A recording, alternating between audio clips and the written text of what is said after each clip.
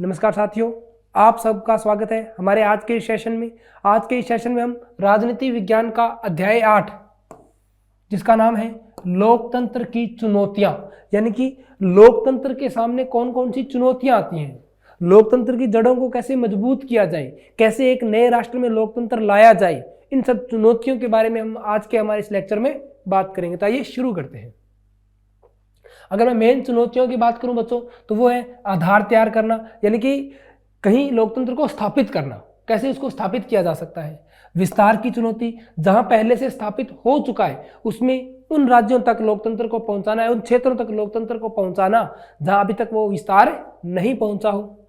और लोकतंत्र की जड़ों को मजबूत करना, यानी कि लोगों को एक विश्वास हासिल करना लोकतंत्र के प्रति। आधार तैयार करने की अगर मैं बात करूं तो अभी भी दुनिया के 25% हिस्से में लोकतंत्र नहीं है, यानी कि 100 से ज्यादा देशों के पास लोकतंत्र है, पर अभी भी ऐसे बहुत सारे देश हैं बच्चों जहां लोकतंत्र नहीं है। या तो वहां तानाशाही सरकार है, यानी कि तानाशाही है, या राजतंत्र है। ऐसे हिस्सों में लोकतंत्र की चुनौती है वहां आधार बनाने की, यानी कि कैसे वहां लोकतंत्र लाया जाए, कैसे वहां लोकतंत्र को स्थापित किया जाए। ऐसे देशों में अलोकतांत्रिक सरकारें हैं। अलोकतांत्रिक का मतलब बच्चों या तो एक तंत्र है या राजतंत्र है या तानाशाही है। वहां से तानाशाही को हटाना होगा और सरकार पर से सेना के नियंत्रण को दूर करना होगा। अपने कई बार देखते हैं जो सेना होती है वो तख्ता पलट कर देती है, यानी कि वहां सेना कुछ भी कर सकती है, तो एक प्रकार से तानाशाही होगी बच्चों। उसके बाद एक स्वायत्त राष्ट्र की स्थापना करनी होगी जहां लोकतंत्र सरकार हो, यानी कि ये मैं बात करूं अगर आधार की क्या चुनौती है। इसे समझने के लिए नेपाल का उदाहरण लिया जा सकता है। नेपाल में अभी हाल तक राजतंत्र शासन हुआ करता था, यानी कि बच्चों लगभग 2004 तक की भी अगर मैं बात करूं तो जो नेपाल था वहां राजतंत्र हुआ करता था। और वहां के जो अंतिम जो राजा थे जिन्होंने लोकतंत्र की पूर्णतः मान्यता दी वो थे राजा धीरेन्द्र। इससे पहले राजा वीरेंद्र ने दी थी 1991 के अंदर, पर उसके बाद जब राजा धीरेन्द्र बने तो उन्होंने वापस सारी शक्तियां अपने हाथ में ले ली थी। तो एक बार दोबारा वहां आंदोलन हुए, आंदोलन के बाद दोबारा वहां एक लोकतांत्रिक सरकार का गठन हुआ था। और लोगों के वर्षों के आंदोलन के फलस्वरूप नेपाल में लोकतंत्र ने राजतंत्र को विस्थापित कर दिया। और अभी नेपाल के लिए लोकतंत्र नया है, इसलिए वहां लोकतंत्र का आधार बनाने की चुनौती है, यानी कि लोकतंत्र को वहां स्थापित करने की अभी भी एक चुनौती है। विस्तार की चुनौती, यानी कि जहां लोकतंत्र लग चुका है, पहले से है, तो वहां कैसे विस्तार किया जाए लोकतंत्र का। तो जिन देशों में लोकतंत्र वर्षों से मौजूद है वहां लोकतंत्र के विस्तार की चुनौती है। लोकतंत्र के विस्तार का मतलब होता है कि देश के हर क्षेत्र में लोकतांत्रिक सरकार के मूलभूत सिद्धांतों को लागू करना, यानी कि जो लोकतांत्रिक सरकार लोगों के लिए कर रही है, जो सुविधाएं दे रही है, उन जन सुविधाओं को हर एक हिस्से तक पहुंचाना, ये होता है लोकतंत्र का विस्तार। तथा लोकतंत्र के प्रभाव को समाज के हर वर्ग और देश के हर संस्था तक पहुंचाना, यानी कि उनके द्वारा लागू किए गए सिद्धांतों को हर क्षेत्र तक पहुंचाना ही लोकतंत्र का विस्तार होता है। लोकतंत्र के विस्तार की चुनौती के कई उदाहरण हो सकते हैं, जैसे कि स्थानीय स्वशासी निकायों को अधिक शक्ति प्रदान करना, संघ के हर इकाई को संघवाद के प्रभाव में लाना, महिलाओं और अल्पसंख्यकों को मुख्य धारा से जोड़ना आदि। कि यानी कि आप कैसे एक मजबूत लोकतंत्र ला सकते हो कि वहां की जो स्थानीय निकाय है उन्हें ज्यादा शक्तियां दे दो, तो फिर वो अपनी शक्तियों का प्रयोग करके उस वर्ग के हितों के लिए कार्य कर सकते हैं।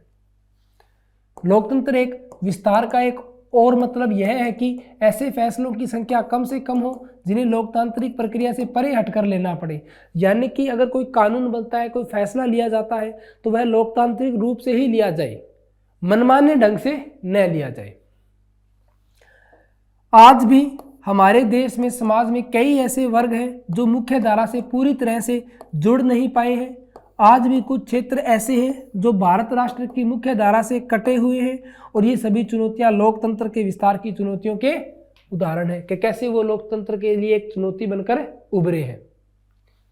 लोकतंत्र की जड़ें मजबूत करना, कि कैसे आप लोकतंत्र को मजबूत कर सकते हो, उसे एक नया रूप दे सकते हो। तो हर लोकतंत्र को इस चुनौती का सामना करना पड़ता है। लोकतंत्र की प्रक्रियाओं और संस्थानों को मजबूत करने से लोकतंत्र की जड़ें मजबूत होती है। लोकतंत्र की प्रक्रिया से मतलब है बच्चों कानून बनाने की प्रक्रिया जो होती है, विधि निर्माण की जो प्रक्रिया होती है, उन्हें मजबूत करना होगा, लोगों को उसमें विश्वास में लेना होगा। लोकतंत्र की प्रक्रियाओं और संस्थानों को मजबूत करने से लोगों को लोकतंत्र से अपनी अपेक्षाओं के बारे में सही जानकारी मिल सकती है। जनसाधारण की लोकतंत्र से अपेक्षाएं अलग अलग समाज में अलग अलग तरह की हो सकती है और उनके प्रतिनिधि जो वहां पहुंचे हैं वो उनके हितों का कार्य अपने आप करते रहेंगे। 80 के दशक तक भारत में होने वाले चुनावों में बूथ लूटने और फर्जी मतदान की घटना आम बात हुआ करती थी। 90 के दशक की शुरुआत में टी.एन. शेषन मुख्य चुनाव आयुक्त बने। उन्होंने कई ऐसे क्रांतिकारी कदम उठाए जिनसे राजनीतिक दलों के में अनुशासन आया और बूथ लूटने की घटनाएं नगण्य हो गई।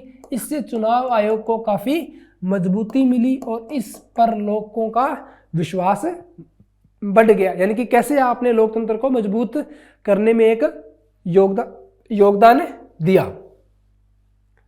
अलग अलग देश लोकतंत्र की अलग अलग चुनौतियों का सामना करते हैं।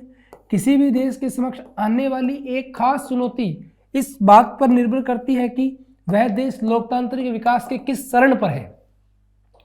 यानी कि अगर आप लोकतंत्र का विकास कर रहे हो, विस्तार कर रहे हो, तो आप उसके किस चरण पर, यानी कि शुरुआती विकास है, अभी लोकतंत्र लगा है या लोकतंत्र लगे हुए कितना समय हो चुका है, यह उस पर निर्भर करता है कि आने वाली चुनौती क्या होगी। किसी खास चुनौती से निपटने के तरीके भी अलग अलग परिस्थितियों में भिन्न हो सकते हैं, यानी कि अलग अलग हो सकते हैं। लोकतंत्र में राजनीतिक सुधार, अब बात आती है कि लोकतंत्र में क्या राजनीतिक सुधार करने की आवश्यकता है। लोकतंत्र की विभिन्न चुनौतियों के बारे में दिए गए सभी सुझाव या प्रस्ताव लोकतांत्रिक सुधार या राजनीतिक सुधार कहे जाते हैं। कानून बनाकर राजनीति को सुधारना, सावधानी से बनाए गए कानून गलत राजनीतिक आचरणों को हतोत्साहित और अच्छे कामकाज को प्रोत्साहित करेंगे। कानूनी बदलाव करते समय इस बात पर भी विचार करना होगा कि राजनीति पर इसका क्या प्रभाव पड़ेगा। यानी कि ऐसे कानून लाए जाए जो एक स्वच्छ राजनीति प्रदान करे आपको, यानी कि जो लोगों के हितों के लिए राजनीति की जाए उसका निर्माण करेगा। कई बार प्रभाव एकदम उल्टे निकलते हैं, जैसे कई राज्यों ने 2 से ज़्यादा बच्चों वाले लोगों के पंचायत चुनाव लड़ने पर रोक लगा दी। यानी कि एक प्रकार का कानून बनाया गया था जहां पर अगर कोई पंचायत का चुनाव लड़ना चाहता है तो उसके 2 से ज़्यादा बच्चे नहीं होने चाहिए। अगर किसी व्यक्ति के या महिला के 2 से ज़्यादा बच्चे हैं तो फिर वो चुनाव नहीं लड़ सकता। तो इसके कारण गरीब लोग और महिलाएं चुनाव लड़ने के लोकतांत्रिक अवसरों से वंचित हुए हैं। यानी कि वे फिर लोकतंत्र के अंदर अपनी जो स्थिति है उसको कायम नहीं कर पाते। सबसे बढ़िया कानून है वह कानून जो लोगों के लोकतांत्रिक अधिकारों में सुधार करने की ताकत देता है। यानी कि उनके पास कौन कौन से लोकतांत्रिक अधिकार हैं उसके बारे में बताता है। यह है इसका लोकतांत्रिक उदाहरण। सबसे जैसे कि सूचना का अधिकार, कानून लोगों को जानकार बनाने और लोगों को लोकतंत्र के रखवाले के तौर पर सक्रिय करने का अच्छा उदाहरण है। बच्चों, सूचना के अधिकार के तहत आप किसी भी प्रकार की सूचना मांग सकते हो, किसी भी संस्थान से किसी भी चीज़ का ब्यौरा मांग सकते हो और वो उसके लिए बाध्य है। अगर आप किसी भी चीज़ की जानकारी चाहते हो तो उसे उसकी जानकारी देनी होगी। लोकतांत्रिक सुधार राजनीतिक दल ही करते हैं, इसलिए राजनीतिक सुधारों का जोर मुख्यतः लोकतांत्रिक कामकाज को ज़्यादा मजबूत बनाने पर होना चाहिए कि कैसे लोकतंत्र को और ज़्यादा मजबूत किया जा सके, कैसे लोगों का उसमें विश्वास बढ़ाया जा सके। राजनीतिक सुधार के किसी भी प्रस्ताव में यह सोच भी होनी चाहिए कि उन्हें कौन लागू करेगा, क्यों लागू करेगा, इस बात की भी जानकारी होनी चाहिए।